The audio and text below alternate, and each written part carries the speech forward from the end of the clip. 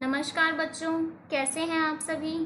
आज हम कक्षा 5 की पाठ्य पुस्तक हमारे आदर्श का पाठ 2 पढ़ेंगे, जिसका नाम है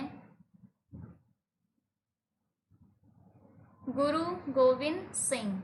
इस पाठ में हम गुरु गोविंद सिंह जी के बारे में पढ़ेंगे। तो चलिए पढ़ते हैं। गुरु गोविंद सिंह जी का सिख समुदाय के विकास में बहुत बड़ा हाथ है। गुरु गोविंद सिंह जी सिख धर्म के संस्थापक तो थे, पर सिख धर्म के आगे ले जाने में उनका बहुत बड़ा हाथ था। जो गुरु गोविंद सिंह जी थे वो सिख समुदाय के संस्थापक तो थे ही, और प्लस उनका इस समुदाय को आगे ले जाने में भी बहुत बड़ा हाथ था। जैसे उन्होंने सैन्य लोकाचार को शुरू किया, जिसमें कुछ पुरुष को हर समय तलवारों के साथ रखने को कहा गया। जब उन्होंने सैन्य लोकाचार शुरू किया तो उन्होंने सभी पुरुषों को कहा कि वह अपने साथ तलवार रखें। सिख समुदाय में वे आखिरी सिख गुरु थे और उन्हें इसी कारण परम गुरु गुरु ग्रंथ साहिब के नाम से जाना जाता है। जो सिख समुदाय था उसमें वे आखिरी सिख गुरु थे, इसी कारण उन्हें गुरु ग्रंथ साहिब के नाम से जाना जाता है। गुरु गोविंद सिंह जी अपने पिता गुरु तेग बहादुर और माता गुजरी के एकमात्र पुत्र थे। जो गुरु गोविंद सिंह जी थे वो अपने माता पिता के इकलौते पुत्र थे। उनका जन्म पटना साहिब बिहार भारत में हुआ था। उनके जन्म के समय उनके पिता बंगाल और असम में धर्म उपदेश के लिए गए हुए थे। तो उनका जन्म कहाँ हुआ था? उनका जन्म पटना साहिब बिहार में हुआ था, जो भारत में स्थित है। उनके जन्म के समय उनके पिता बाहर राज्यों में धर्म उपदेश के लिए गए हुए थे। उनका जन्म नाम गोविंद राय रखा गया था।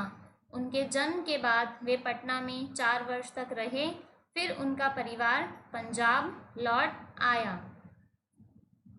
उनका जन्म का नाम था गोविंद राय। उसके बाद वे 4 वर्ष तक पटना में रहे और फिर उनका परिवार पंजाब लौट आया।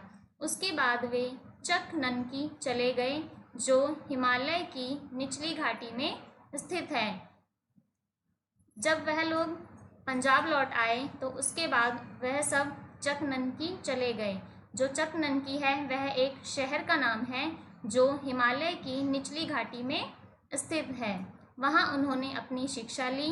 चक ननकी शहर की स्थापना गोविंद सिंह के पिता तेग बहादुर जी ने की थी, जिसे आज आनंदपुर साहिब के नाम से जाना जाता है। तो जहाँ पर वो रहते थे, यानी कि चक ननकी शहर, उसकी स्थापना उनके पिता तेग बहादुर जी ने की थी, जिसे आज आनंदपुर साहिब के नाम से जाना जाता है। उस समय मुगल बादशाह औरंगजेब का शासन था।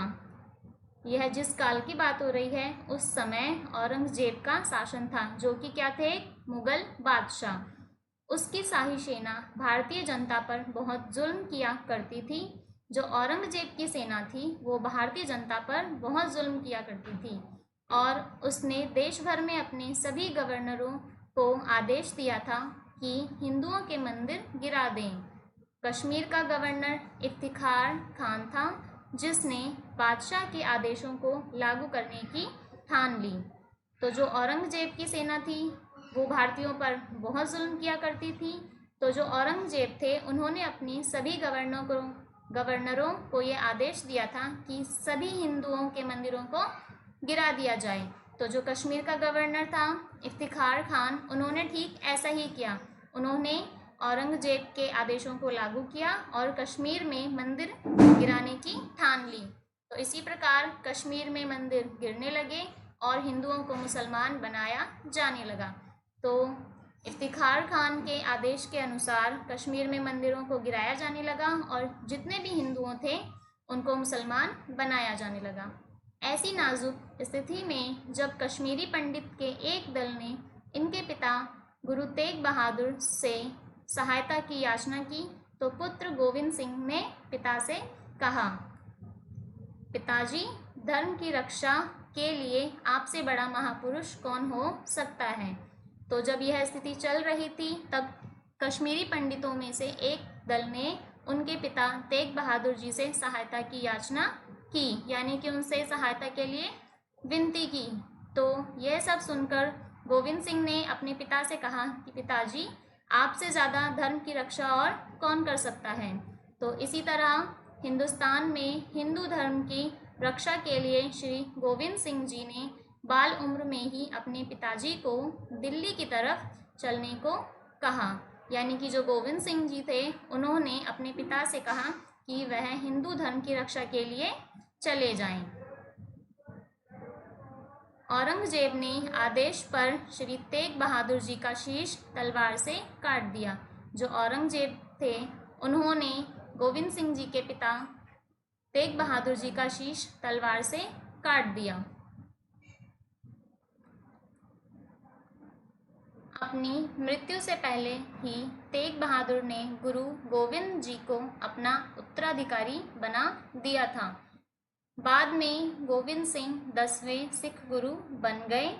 यमुना नदी के किनारे एक शिविर में रहकर गुरु गोविंद सिंह ने मार्शल आर्ट्स, शिकार, साहित्य और भाषाएं जैसे संस्कृत, फारसी, मुगल, पंजाबी तथा ब्रज भाषा भी सीखी। तो अपने पिता की मृत्यु के बाद गोविंद सिंह जी 10वें सिख गुरु बन गए। यमुना नदी के किनारे रहकर उन्होंने अनेक चीज़ें सीखी, जैसे मार्शल आर्ट्स, शिकार, साहित्य और भाषाएं। परंतु जब उन्होंने देखा कि औरंगजेब का अन्याय दिन प्रतिदिन बढ़ता जा रहा है तो उन्होंने उसका मुकाबला करने की ठान ली। जब उन्होंने देखा कि औरंगजेब का अन्याय भारतीय जनता पर दिन प्रतिदिन बढ़ता ही जा रहा है तो उन्होंने उनका मुकाबला करने की ठान ली। सिख धार्मिक विचारों में विश्वास रखने वाले होते थे, परंतु उन्होंने भी शत्रु से लड़ने की शिक्षा देनी शुरू कर दी। जो सिख थे वह धार्मिक विचारों में विश्वास करते थे, परंतु क्योंकि उन्हें औरंगजेब से मुकाबला करना था इसलिए उन्होंने शत्रु से लड़ने की शिक्षा देनी शुरू कर दी। उन्हें गुरु मानने वाला जब भी कोई अनुयायी उन्हें कोई भेंट अर्पित करने आता तो वह कहते कि जो मेरे पास आए वह धन के स्थान पर हथियारों और घोड़ों की भेंट लाए। उन्होंने अपने अनुयायियों से कहा कि वह भेंट के रूप में उन्हें धन के स्थान पर हथियार और घोड़े की भेंट दें। उन्होंने निश्चय कर लिया कि वह मुगलों को पंजाब से बाहर निकालकर ही दम लेंगे। जो गोविंद सिंह जी थे उन्होंने यह निश्चय कर लिया था कि वह अब मुगलों की तानाशाही नहीं सहेंगे और उन्हें पंजाब से बाहर निकालकर ही सांस लेंगे। जब एक दिन एक सिख ने उनसे पूछा कि मुगल तो बहुत शक्तिशाली हैं, आप उन्हें कैसे बाहर कर सकेंगे, तो वहीं पर एक सिख ने उनसे पूछा कि जो मुगल है उनका तो इतना बड़ा प्रशासन है, वह तो बहुत शक्तिशाली हैं, तो आप उन्हें कैसे पंजाब से बाहर निकालेंगे। तब उन्होंने उत्तर दिया, मैं चिड़िया को बाज से लड़ने की शिक्षा दूंगा। इसका मतलब है उन्होंने कहा कि मैं आप सभी को ऐसी सैन्य शिक्षा प्रदान करूंगा जिससे कि आप उनसे लड़ने में प्रबल हो जाएंगे। इस धर्म युद्ध में हमारा नारा होगा सत श्री अकाल, यानी केवल भगवान ही सत्य है। उन्होंने कहा कि इस धर्म युद्ध में हम सबका एक ही नारा होगा सत श्री अकाल, जिसका मतलब होता है केवल भगवान ही सत्य है, हमें केवल भगवान पर ही भरोसा करना है। मैं साधुओं को सैनिक बनाकर उनकी एक फौज बनाऊंगा। उन्होंने कहा मैं इस युद्ध के लिए सभी साधुओं को सैनिक बनाकर उनकी एक फौज तैयार करूंगा। एक दिन उन्होंने सिखों से कुर्बानी मांगी। उन्होंने एक दिन जितने भी सिख थे वहाँ पर उन्होंने उनसे कहा कि मुझे कुर्बानी दीजिए। 5 सिख अपना सिर कुर्बान करने के लिए सामने आए। तो जो इतने सब सिख थे उसमें से 5 सिख सामने आए और उन्होंने कुर्बानी देने के लिए अपना सिर आगे किया। उन पांचों को उन्होंने अपने पंज प्यारे बनाया और अपने अनुयायियों को खालसा नाम दिया। तो जो 5 सिख सामने आए थे, गोविंद सिंह जी ने उनको अपने पंज प्यारे यानी कि 5 प्रिय बनाया और उन्हें खालसा नाम दिया और उन सभी को आदेश दिया कि आज के बाद सारे खालसा अपने बाल और दाढ़ी बढ़ाएंगे। उन्होंने उन सभी को कहा कि आज से जो भी खालसा है यानी कि जो उनके अनुयायी हैं वो बाल और दाढ़ी बढ़ाएंगे। अपने बालों के लिए हर समय एक कंघा अपने पास रखेंगे, अपने बचाव के लिए एक कृपान रखेंगे। उन्होंने उनसे कहा कि वह अपने बालों के लिए एक कंघी और अपने बचाव के लिए कृपान, कृपान मतलब होता है तलवार, तो अपने बचाव के लिए एक तलवार रखेंगे। हमेशा सिपाहियों की तरह एक कच्छा पहनेंगे और अपने हाथ में कड़ा डालेंगे। उन्होंने आदेश दिया कि पहचान के लिए हर सिपाही अपने नाम के साथ सिंह लगाएगा। उन्होंने कहा कि पहचान के लिए सभी सिपाही अपने नाम के साथ सिंह का प्रयोग करेंगे। वह स्वयं भी गोविंद राय से गोविंद सिंह कहलाए जाने लगे। वह खुद भी गोविंद राय से गोविंद सिंह कहलाए जाने लगे। उन्होंने हिदायत दी कि वे कभी कमज़ोरों के विरुद्ध हथियार ना उठाए। उन्होंने सबसे कहा कि कभी कोई भी किसी भी कमज़ोर के विरुद्ध हथियार ना उठाए, औरतों के साथ बुरा व्यवहार ना करें और सभी को अपना भाई समझे। उन्होंने भाईचारे का विचार सबके सामने प्रस्तुत किया और कहा कि कोई भी किसी औरत के साथ बुरा व्यवहार ना करे, सभी को अपना भाई समझें और कमज़ोरों के विरुद्ध हथियार ना उठाएं। यह सब जानकर औरंगजेब ने पंजाब के गवर्नर वज़ीर खान को आदेश दिया कि वह पंजाब से सिखों का सफाया कर दे और गोविंद सिंह जी को उनके समक्ष पेश करें। जब औरंगजेब को पता लगा कि गोविंद सिंह जी उनके खिलाफ मुकाबला करने के लिए तैयार हो रहे हैं, तो उन्होंने अपने गवर्नर वज़ीर खान को आदेश दिया कि पंजाब से सभी सिखों का सफाया कर दे, यानी कि उनको वहां से निकाल दें और गोविंद सिंह जी को उनके सामने पेश करें। वज़ीर खान ने आनंदपुर साहब के किले पर आक्रमण कर दिया। इस लड़ाई में खालसा सिपाहियों ने दुश्मनों को पीछे धकेल दिया, परंतु जान और माल का बहुत नुकसान हुआ। तो जो वज़ीर खान थे उन्होंने आनंदपुर साहब किले पर आक्रमण किया। इस लड़ाई में जो खालसा सिपाही थे उन्होंने दुश्मनों को हरा दिया, लेकिन इसमें जान और माल का बहुत नुकसान हुआ। मुगल सेनाएं बार बार हमले करती रहीं, तो किले की स्त्रियों और बच्चे को सरहिंद भेज दिया गया और सिपाही आनंदपुर साहब की रक्षा के लिए वहीं रह गए। क्योंकि मुगल सेनाएं बार बार हमले कर रही थी, इसलिए वहां स्त्रियों और बच्चों को बाहर भेज दिया गया। सिपाही आनंदपुर साहब की रक्षा के लिए वहीं रहे, लेकिन जो सिपाही थे वह आनंदपुर साहब की रक्षा के लिए वहीं रुके रहे। बहुत दिनों तक लड़ाई होती रही। गुरुजी के 4 बेटों में से 2 बड़े बेटे उन लड़ाइयों में शहीद हो गए। जो गुरुजी थे गोविंद सिंह जी थे, उनके 4 बेटों में से जो 2 बेटे थे वो उस लड़ाई में शहीद हो गए। सरहिंद में उनके दोनों बेटे को पकड़कर बहुत कष्ट दिए गए। उन्हें मजबूर किया गया कि वह अपना धर्म छोड़ दें, परंतु साहबजादे अपने धर्म पर अटल रहे और अंत में उन दोनों को जिंदा ही दीवार में चिनवा दिया गया।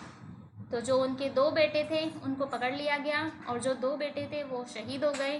तो जिन बेटों को उन्होंने पकड़ा उन्हें काफ़ी कष्ट दिया गया, उनको काफ़ी मारा गया, पीटा गया, उन पर काफ़ी जुल्म किए गए और उन्हें मजबूर किया गया कि वह अपना धर्म छोड़ दें, परंतु उन्होंने यह सब नहीं किया। उन्होंने अपने धर्म को नहीं छोड़ा, अपने धर्म पर वह अटल रहे।